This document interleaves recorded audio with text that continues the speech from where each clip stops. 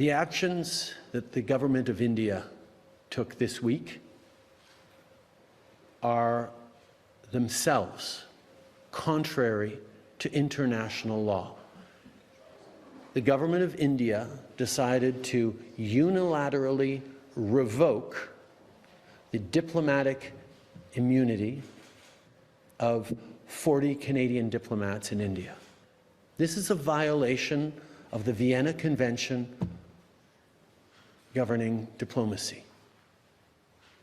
This is them choosing to contravene a very fundamental principle of international law and diplomacy.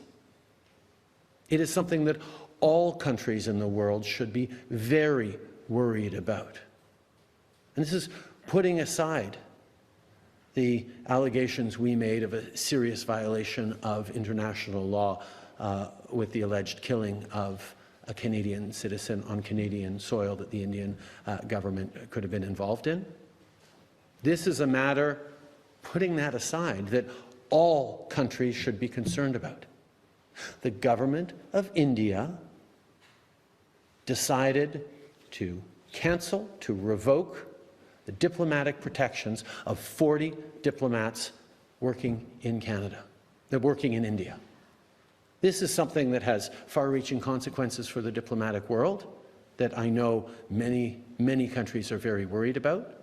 But it also has very real impacts on the millions of people who travel back and forth between India, as students, as family members, for weddings, for businesses, for the growing trade ties between our countries.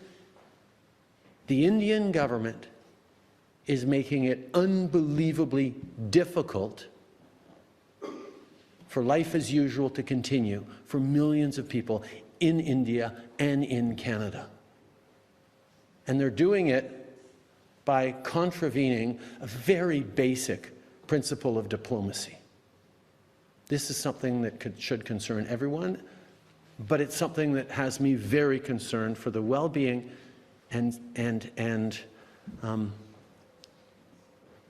happiness of millions of Canadians who trace their origins to the Indian subcontinent.